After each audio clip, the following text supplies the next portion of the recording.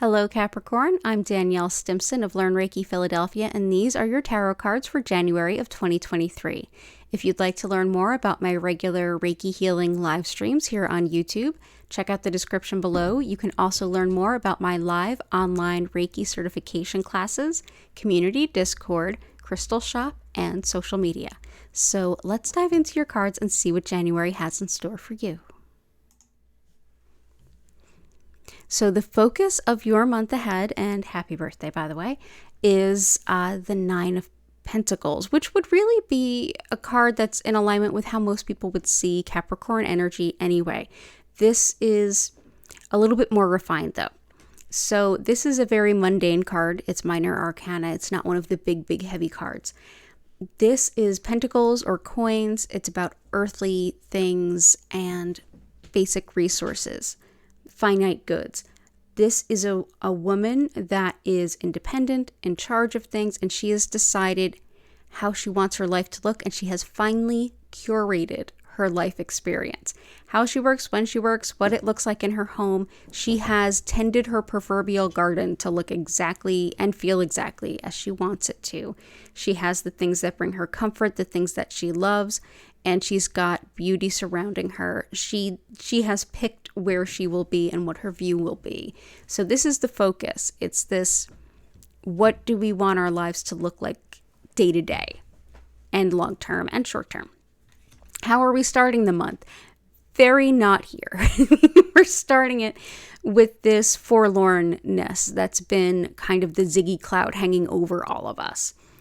The Five of Cups is all about, it's often considered the don't cry over spilled milk card, but here I feel like there's still this loss over everything that has gone south over the last 3 years, more or less. I mean, definitely since around the beginning of COVID at least. Notice that out of the 5 cups, 2 of them are still full and they're upright and they're behind him. They're not spilled. But as much as they are right there and within reach, he is really distracted and looking back at what has been spilled rather than focusing on what's there. This is a card of grief, even though there's not a complete and total loss and it's not necessarily a devastating loss. This can also pretend to maybe not having as much, maybe not having given ourselves enough time to grieve those little losses. Either we didn't have time or we didn't feel entitled to it or any number of things. Heavy with the losses and disappointment in general. Challenges for this month, very much coming out of this place. The 3 of Swords is in the transverse position. I don't even often read transversals unless a card kind of screams at me that it wants the transversal meaning. And this is the case with this card. 3 of Swords upturned is muted quite a bit. It's still not the happiest card. I mean, obviously there's swords going through a heart, but it's not about a new betrayal, breakdown, loss, devastation. It's more about working through the feelings of disappointment and other things that are coming in. So the challenge for this month is confronting how we feel entering this month, is comforting ourselves, dealing with these feelings about just how things haven't gone the way that we really want them to in whatever part of your life, however that might be showing up for you.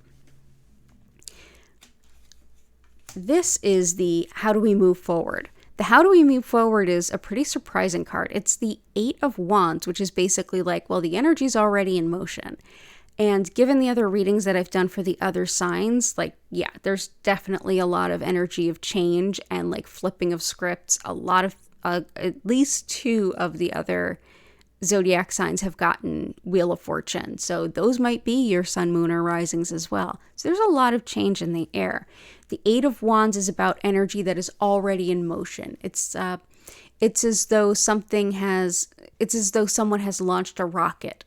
It's in air. You couldn't stop it now if you tried. So there is energy moving. The key is, how do we get from this forlorn place where generally don't want to move forward anymore. I mean, it's like how many things can keep getting spilled before we just stop wanting to pour any more cups? And that's fair.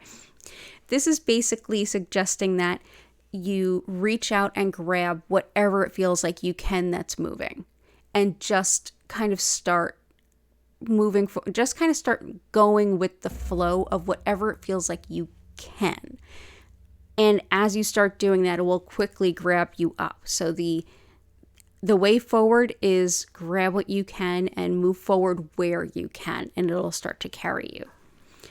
The next card is a very important placement in your reading for this month, and it is the Whispers from Your Guide category. This is literally what it sounds like, is if your guides could give you a message, what would it be? So for this month, it is the Ten of Swords, which looks pretty catastrophic, and it is. But what this really is telling you in this position is the worst is really behind you. This isn't something that's coming for you. This isn't the challenge. This isn't the what to look out for. This is, okay, the things that have happened, the knives that have landed in your back, whether it was literal betrayal or what felt like mental betrayal, or even feeling like you betrayed yourself. Anything that makes you feel like I just don't want to get up and try again, frankly. Any number of disappointments. What it's basically saying is there's just no more swords to stick in your back. There's nothing else coming your way that's of negative variety. This is the bottom. So at least there's that. So that's what your guides are saying is, yes, you are valid in feeling the way you do. It's you are allowed to feel sad. You are allowed to feel bad about things. And know that, like, take comfort in things are going to change. So the best thing you can do is grab onto what you do feel comfortable moving forward with and just put one foot in front of the other. And as you gradually keep moving, you'll pull yourself out of the quicksand a little bit. So with that, I have to say, I definitely suggest that you check out the readings for your sun, your moon, and your rising sign if you happen to know all three, because that will give you a lot more of an exact idea of how these different things will show up in your year ahead, because it is your solar return. I am a Capricorn sun sign, so I am with you in this birthday season. I am with you in going through this. Things are going to get better. Check out those other readings if you can. Also, if you're here on YouTube, go ahead and subscribe with your notifications on so that you get your February cards as soon as they are ready. I hope that you have a beautiful new year and a really beautiful and healing January. And I hope to see you again soon, Capricorn. Bye for now.